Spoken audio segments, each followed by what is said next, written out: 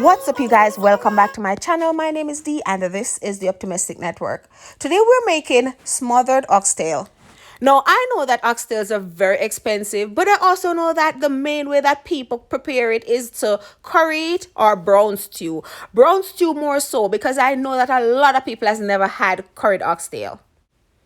Now, I wanted to change that, and I knew from the thought came in my head that this was gonna be busting. I knew that this would taste so good if done properly. So I cleaned and washed my oxtail just like I would if I was cooking it regular. I washed with a little vinegar and trim off some of the fat, and I seasoned it with the seasons that you saw me using.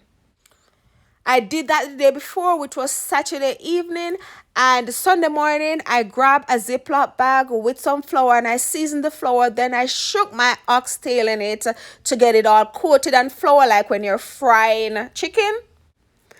Pot on the stove and add some oil of your choice. Let your oil come to a hot, but not too hot, about medium hot, and then put your oxtail in it. Don't let them touch.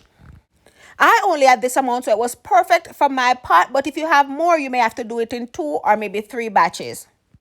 I fried these off for about 20 minutes, flipping them over and over on each side. So top, bottom, all the sides, I just kept flipping them and I fried them on medium for about 20 minutes. And I also cover the pot when I fry them. This way, to me, they're frying and cooking at the same time. Because you know oxtail take a while to cook. So while these were frying, I just let them fry low and slow. Like I said, it was on medium. So while these were frying, I chop up some onion and some Scotch bonnet pepper.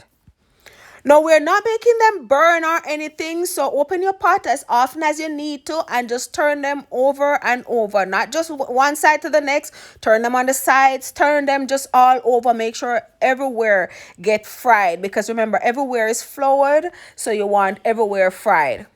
And now is a good time to let you know that if you're not subscribed to my channel, what are you waiting for? Go ahead and smash that subscribe button, turn your notification bells on, and get active in the comments.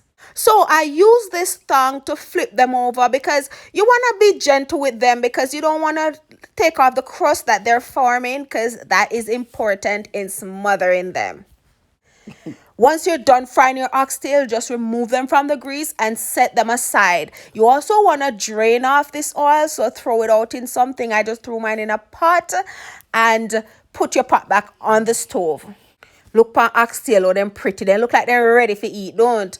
But they're not ready for eat yet because oxtail do take a while to cook. I'm pretty sure you could eat them because they're fried on the outside, but then you wouldn't get the benefit of your bone to suck and all of that. So, yeah, drain the oil off, put the pot back on the stove, add a little butter and a little of that oil that you drained off. Add back a little of the oil. Look at the oxtail. I wanted to just show you guys. They're so beautiful.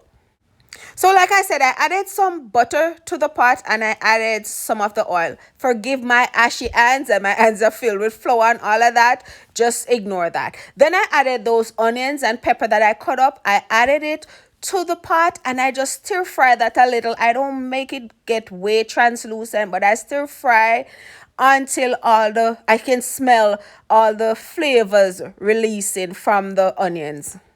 Now that shouldn't take you more than 2 minutes or so. So after that, I added a little of the flour. That was about a 1/3 cup, maybe a 1/4 cup of flour. That's the flour that I used to season the oxtail, that I used to bread to flour the oxtail. I added some of it. I sprinkled it over the onion and in the pot and just stir while I sprinkled.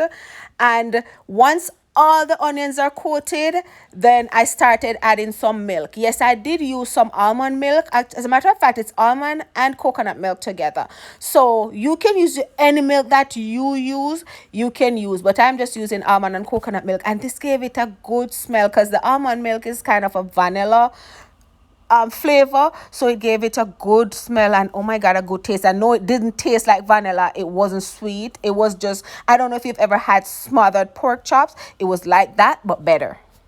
At this point, I tasted the gravy and it wanted a little salt, not too much because remember, we already seasoned the flour and we seasoned the oxtail. But it wanted a little because I know how much season I have on my oxtail. So I added a little more Tony Chattery to the gravy. I added a cup and a half of water, some onion powder, some garlic powder, and some black pepper.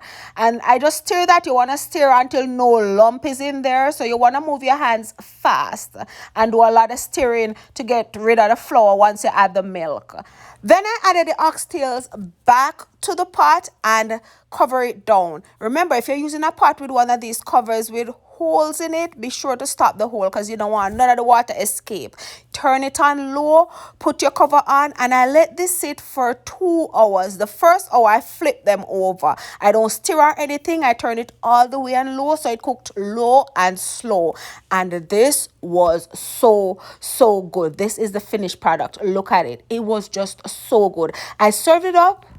I served this up with some garlic parmesan mashed potato and some stir fry callaloo with bacon, and this was so good. Mwah! Chefy kiss. I promise you guys, this is another way for you to eat your oxtail. You will love this. So let me know if you try it. And yes, thank you guys for watching. I hope you enjoyed the video. Don't forget to like and subscribe, and I'll see you in my next upload. Mwah, mwah, mwah.